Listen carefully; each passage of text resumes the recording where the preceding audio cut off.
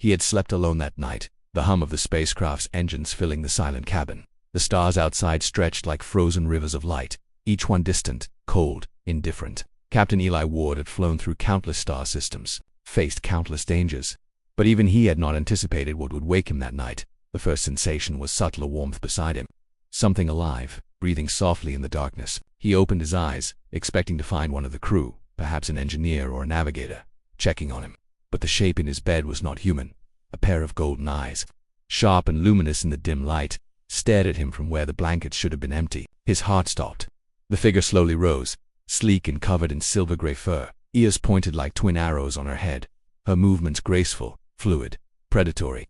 She was humanoid, yet unmistakably wolf-like, the kind of being legends whispered about across forgotten worlds. Eli froze. "Who are you?" he asked. His voice a strained whisper. The wolf-woman tilted her head, ears twitching.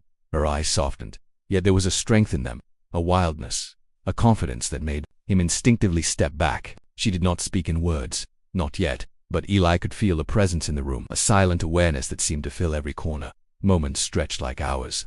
Then, as though sensing his hesitation, she moved closer, letting her weight rest beside him on the bed. Her warmth was real, comforting even, though her form was unlike anything he had ever known. "My name is Lyra."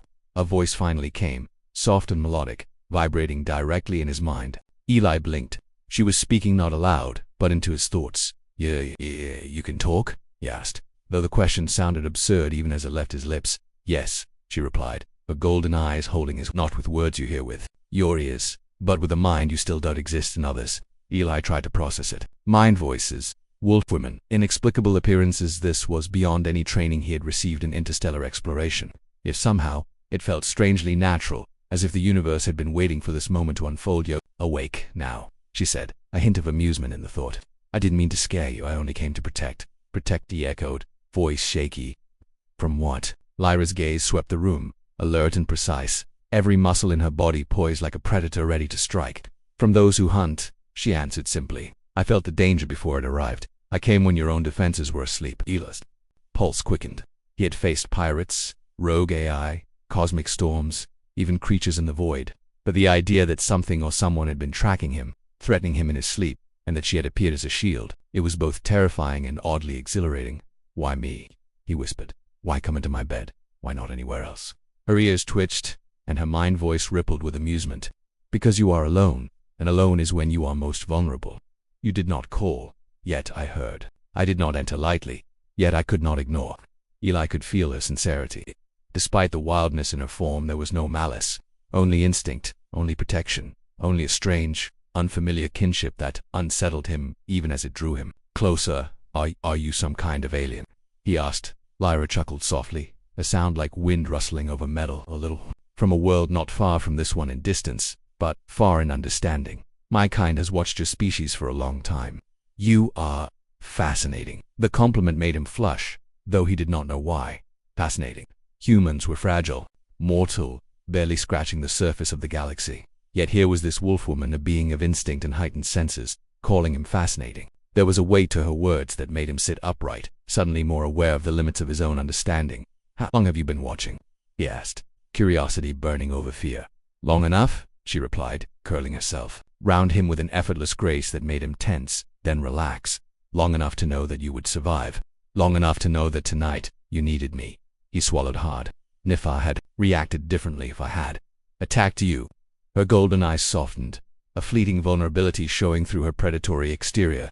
"Then I would have had to protect myself. But you did not. You did not harm me.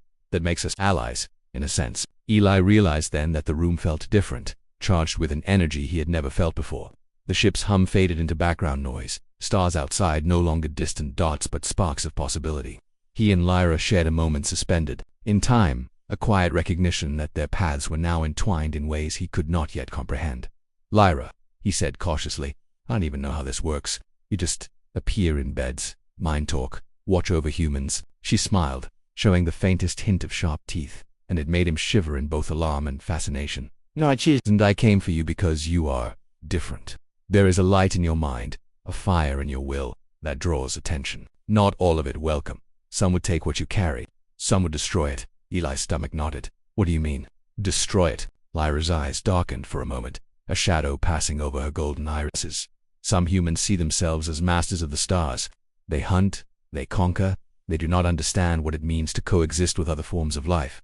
And yet, your kind has the spark of something more. Courage, innovation, empathy. Dangerous in its own way. Yes, but vital. He could not speak for a while, too stunned by the weight of her words. It was rare that anyone, let alone an alien, life form of her magnitude, would consider humans anything other than tools, obstacles, or prey. And yet here she was, lying beside him, a wolf-woman who spoke of his species with admiration.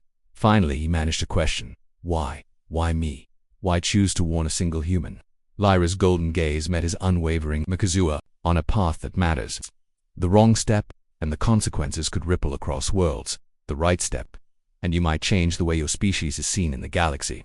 I could not risk you waking alone, unprepared. Her words sank deep. Eli had always thought of himself as an ordinary captain, another face in the endless expanse of space. But this shifted something. To have a being of her skill, her perception, deem him significant, it stirred pride. Yes, but also fear. The universe had just grown larger, and he was suddenly acutely aware of how small his previous understanding had been. I know what to say, he admitted. You don't need to say anything, she replied, letting her head rest lightly on his shoulder. Just understand that you are not alone. Not tonight. Not if I can help it. Hours passed in quiet conversation, or rather, in shared thought, for most of it was silent, a dialogue of intuition and mind. Eli learned of her world, the way her kind hunted in packs not for sport, but for balance, for survival. He learned of her species' ancient code, their respect for life, even while wielding lethal skill. And he learned that she had been aware of him for longer than he could fathom, watching, guiding, protecting.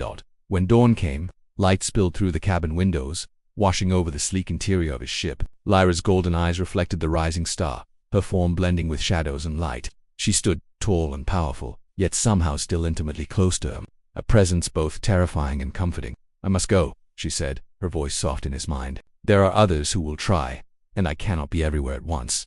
But know this, should you need me, I will come. Eli nodded, though his mind was racing. Where?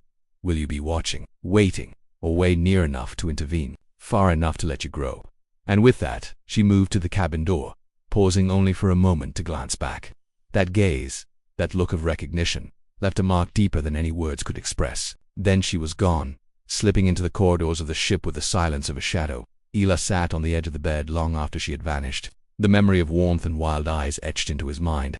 For the first time in years he'd felt truly alive, acutely aware of the fragility and the strength of humanity. The universe was vast, filled with dangers and wonders, and now he knew he was not as alone as he had believed. The ship's engines hummed their steady rhythm. The stars stretched endlessly outside, and somewhere, beyond human sight and comprehension, a wolf-woman named Lyra watched over him. And for the first time, Eli understood that survival was more than skill. More than technology, it was courage, connection, and the unpredictable, magnificent spark of life that even gods might fear.